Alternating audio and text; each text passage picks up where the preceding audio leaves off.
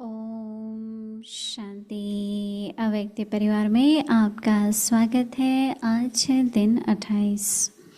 आत्मिक स्थिति में रहने का अभ्यास करो, अंतर्मुखी बनो। आज का विषय है आत्मा शब्द की स्मृति। आत्मा शब्द स्मृति में आने से ही रूहानियत के साथ शुभ भावना भी आ जाती है,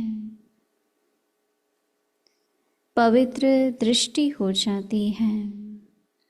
चाहे भल कोई गाली भी दे रहा हो, लेकिन यह स्मृति रहे कि यह आत्मा तमोगुणी पार्ट बजा रही है, तो उससे नफरत नहीं करेंगे, उसके प्रति शुभ भावना बनी रहेंगी।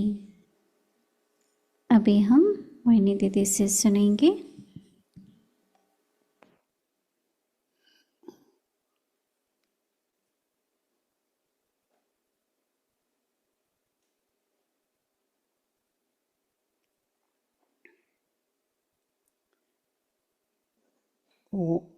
ओम शांति। ओम शांति।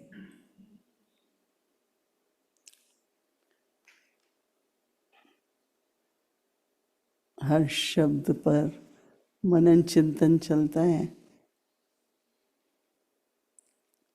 आज जब मैं आत्मा शब्द कहती हूँ तो उससे क्या क्या लाभ है, क्या क्या प्राप्ति है। जिनको ट्रांसलेशन चाहिए दे दो।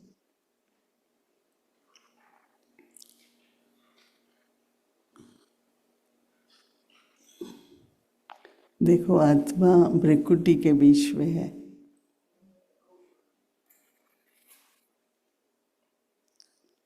और कभी भी दिन में जितनी बार हो सके, जितना खुद को हम, जिसको हम इंग्लिश में सेंट्रलाइज बोलते हैं, कि बिल्कुल एकदम ज्योति स्वरूप आत्मा भ्रिकुटी के बीच में, तो जो वाइब्रेशंस है, वातावरण है,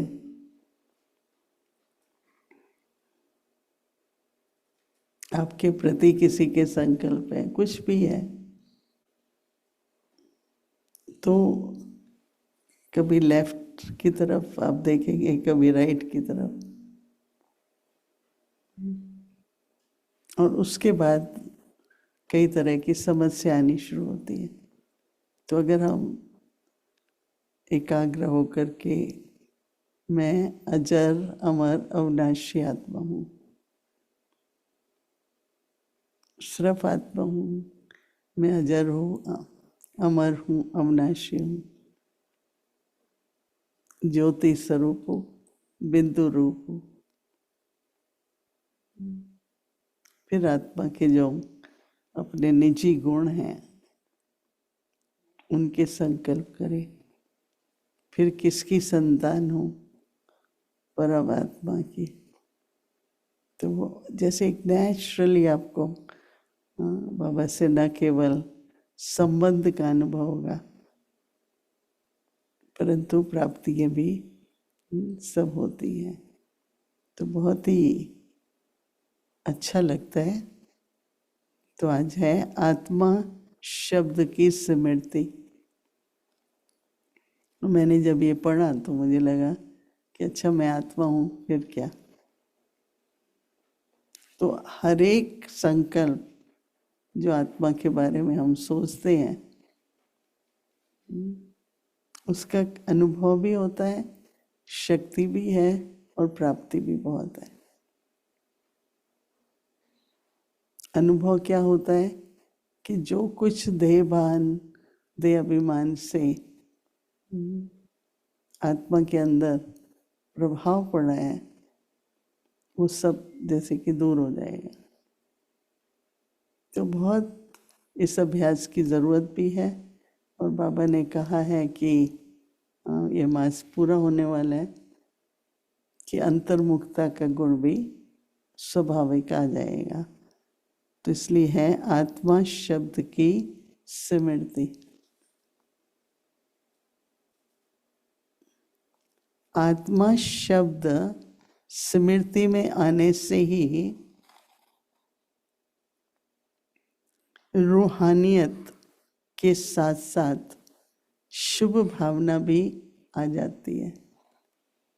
ये जो आत्मिक संबंध है, आत्मिक व्यवहार है, आत्मिक दृष्टि है, संबंध भी आत्मा का आत्मा से जब होता है ना, तो उसमें पवित्रता तो है ही, पर समीपता भी है, पर उसमें कोई न मोह है, अट्रैक्शन है, न अटैचमेंट है। कितना अच्छा है। नहीं तो जनरली संबंध होता है, हाँ, तो उसमें कभी ज़्यादा हो जाता है, कभी संस्कार नहीं मिलते, ये सब है ही नहीं। जैसे अगर जितना जितना आत्मिक संबंध बनेंगे, आत्मिक रूहानी संबंध बनेंगे, तो कुछ भी आपस में हमारा बोलना, उठना, बैठना, उसमें वो रूहानियत जैसे कि आ जाएगी। तो इसलिए आत्मा शब्द स्मृति में आने से ही रूहानियत के साथ शुभ भावना भी आ जाती है और पवित्र दृष्टि भी हो जाती है। चाहे भल कोई गाली भी दे रहा है, लेकिन ये स्मृति रहे कि यह आत्मा तो इस समय तमोगुनी पाठ बजा रही है। किसी ने दादी गुलजार को बोला, भाई ये तो 20-22 साल से बाबा का बच्चा है, ब्राह्मण है, फिर इसमें ये क्रोध क्यों है? या किसी के लिए अपशब्द बोलना, किसी बात को वर्णन करते रहना। कई एक बात होती है, कितनों को सुनाते रहते हैं। तो दादी ने कहा उस समय वो आत्मा ब्राह्मण नहीं है, उस समय उस आत्मा में या क्षत्रिय संस्कार है या शुद्ध। मतलब आप ये नहीं संकल्प करो कि ऐसा क्यों, क्योंकि उस समय वो संस्कार, लेकिन हम अपनी दृष्टि क्यों बदलें। भल कोई गाली भी दे रहा है, जब शुरू में मैं ज्ञान में आई तो अभी भी कोई होते हैं ना, थोड़ा क्रोध आता है तो मुझे बहुत रहम पड़ता है, क्योंकि उसको अंदर कोई परेशानी है। उसका कारण मैं हो सकता है, परंतु कोई भी हो सकता है ना। तो इसलिए रहम हो, प्रेम की शुभ भावना से उसको देख सकते हैं। तो ये स्मृति रहे कि ये आत्मा तो इस समय तमोगुनी पाठ बजा रही है, तो उससे नफरत नहीं करेंगे। आत्मा कोई बुरी नहीं होती है, लेकिन जो संस्कार इमर्ज हो जाते हैं तो उस समय उसका व्यवहार, उसके शब्द, उसका दृष्टि पवित्र नहीं रहती है। तो बाबा कहते हैं कि नफरत नहीं करेंगे, उसके प्रति शुभ भावना बनी रहेगी। कई पूछते हैं ना, हमारे ब्रह्मा बाबा थे,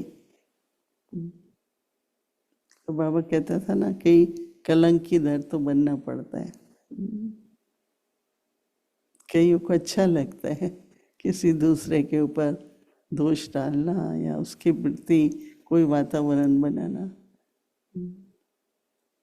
और कई जो होते हैं वो अपना, आज मैं यही सोच रही थी कि पुण्य आत्मा बनना क्या है। श्रेष्ठ आत्मा तो ठीक है, श्रेष्ठ कर्म करते हैं, पर पुण्य जो होता है ना, तो कल जो बाबा ने संदेश में कहा ना कि हम किसी की आवश्यकता है, ज़रूरत है, किसी की विशेषता है, वो बढ़े और ज़्यादा से ज़्यादा सेवा में हो। और तीसरी बात क्या थी? आवश्यकता, विशेषता, याद है किसी को? नहीं याद है। निर्विघ्न बनाना, कि ऐसी हमारे इतने श्रेष्ठ संकल्प हों कि उस आत्मा का विघ्न दूर हो जाए।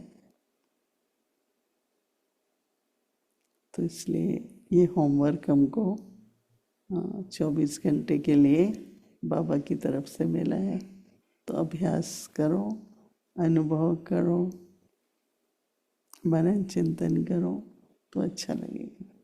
ओम शांति।